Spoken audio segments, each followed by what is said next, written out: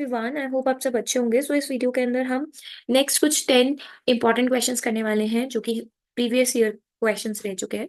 सो first question है CDP का। First question कहता है, out of the following statement which one is the wrong statement in context of nature of guidance. Nature of guidance में wrong statement है, guidance is assisting the individual to adjust himself, जो कि सही है। Guidance ऐसा होना चाहिए जो इंडिविजुअल को असिस्ट करे। Guidance is promotion of growth, growth की प्रमोशन होना। या फिर guidance is helping the individual himself through others effort only. या फिर guidance is assisting an individual to find this place. ये भी ठीक है। अगर हम सेकंड और थर्ड ऑप्शन में देखें तो जो रॉन्ग ऑप्शन होगा, that is guiding guidance is in helping the individual himself through others effort only. खुद से क्या करना है, इसमें हेल्प करना है। यहाँ पर guidance is not solely reliant on other, it is a mutual process. Actually mutual process means दोनों की तरफ से ही रहता है गाइडेंस। तो थर्ड ऑप्शन जो होगा वो गलत हो जाएगा, क्योंकि यहाँ लिखा है इंडिविजुअल हिमसेल्फ। तो अगर हम हिमसेल्फ बोले तो गाइडेंस कभी भी, अगर आप सीडीपी की थ्योरी देखेंगे तो गाइडेंस हमेशा म्यूचुअली होती है, ना कि एक पर्सन के थ्रू होगी। Right. So second question is a type of thinking जिसके अंदर एक पर्सन इंटरप्रेट करता है सेंसेशन विद एक्सपीरियंस, एक्सपीरियंस के साथ। ठीक है। सो उसे रिफ्लेक्टिव कहते हैं, परसेप्चुअल कहेंगे, क्रिएटिव या फिर क्रिटिकल। तो ऐसी थिंकिंग को कैसे हैं, परसेप्चुअल, जिसके अंदर पर्सन अपनी प्रायर एक्सपीरियंस से थिंकिंग को क्या कर रहा है, इंटरप्रेट कर रहा है, समझ रहा है। ठीक है। तो that is perceptual thinking. Next question we have is, out of the following which of the following is wrong again for sentiments. Sentiments के लिए कौन सा रॉन्ग है? Emotions are the basis of sentiments, right, जो कि सही है। Sentiments are इनेट, ये सही नहीं है, क्योंकि देखो सेंटिमेंट्स बचपन से नहीं आते, मतलब जैसे आप पैदा हुए तब नहीं आएंगे। तो सेकंड को हम रॉन्ग कर सकते हैं, पर पहले हम आगे के क्वेश्चन, आगे के ऑप्शंस कर लेते हैं। Sentiments get older with the passage of time, sentiment बदलते रहते हैं, जो कि ट्रू है। Most of the animal do not have sentiments, yes, animals में सेंटिमेंट्स नहीं होते। So wrong according to this question will be second answer. Next question is which is the oldest method for study of behaviour. Study of behaviour के लिए सबसे पुराना method कौन सा है? एक्सपेरिमेंटल, क्लिनिकल, साइकोफिजिकल और इंट्रोस्पेक्शन। सो ओल्डेस्ट मेथड है आपका इंट्रोस्पेक्शन मेथड, जिसके अंदर आप क्या करते हो, आप सेल्फ ऑब्जर्व करते हो। ठीक है। So fourth answer is the correct answer.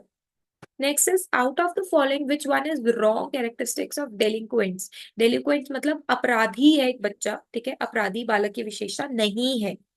Damaging school property वो तो करेगा ही, अगर अपराधी है तो बुलिंग भी वो करेगा, टॉर्चरिंग भी बोल सकते हैं। पर शरीर रचना में अस्थानिक, यानी अस्थानिक in constitution, right, that will not be the characteristics of what, your delinquent. Next question is, which of the following is the correct logical order of observational learning according to Bandura. Bandura ने क्या कहा था कि बच्चा पहले attentional पढ़ता है, फिर रिटेन करता है, फिर मोटिवेशन आती है, प्रोडक्शन। तो अगर हम बंडूरा के अकॉर्डिंगली देखें तो यस, फर्स्ट ऑप्शन ही करेक्ट होना चाहिए। ठीक है, क्योंकि अटेंशन के बाद मोटिवेशन नहीं होगा, पहले आप अटेंशन पे करोगे, फिर आप उसे रिटेन करोगे। ठीक है, रिटेंशन लेकर आओगे, फिर आप में एक मोटिवेशन आएगी, और फिर फाइनली आप उसे प्रोड्यूस करते हैं। राइट। नेक्स्ट क्वेश्चन है, who stated that personality is the sum total of इनेट and acquired disposition.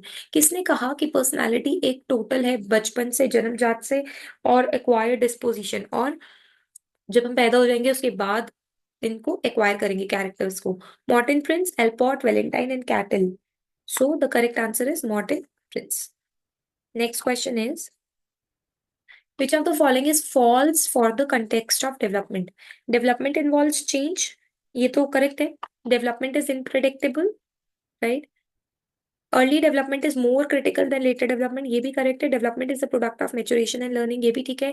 जिसमें चेंज आता है, ये भी ठीक है। But development pattern is unpredictable, ये रॉन्ग है।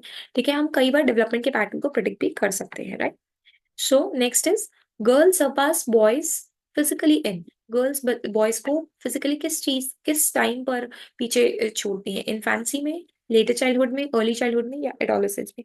एडोलेसेंस इज करेक्ट, क्योंकि एडोलेसेंस में प्यूबर्टी गर्ल्स में पहले आती है, बॉयज में बाद में। ठीक है, तो correct answer is your ninth one, right. Next is, out of the following which of the following subject matter for study Gestalt psychologist. Gestalt ने किस पे स्टडी करी थी, कौन से सब्जेक्ट मैटर पे? कॉग्निटिव नहीं, कॉन्शियसनेस पे भी नहीं की थी, mental and behavioural processes as a whole, yes, modes and problems of existence नहीं। So correct answer is third. Last one is, what did the fruit consider paternal love of girls. Paternal love of girls, बच्चे अपने father से ज्यादा प्यार करते हैं, तो इसे क्या बोलते हैं? ऑडिपस, इलेक्ट्रा, नार्सिज्म तो सेल्फ लव हो गया, फीलिंग ऑफ डिपेंडेंस, खुद से डिपेंडेंट। तो ये ऑप्शन में से मैंने आपको दो बता दिया, ऑडिपस एंड इलेक्ट्रा। ऑडिपस में बॉयज के लिए है या इलेक्ट्रा में बॉयज के लिए है, आप मुझे कमेंट बॉक्स में जरूर बताइएगा इसका ऑप्शन, इसका आंसर। सो आज के लिए इतना ही। अगर आपको वीडियो प्रोडक्टिव लगी so please like share and subscribe. Thank you so much for watching.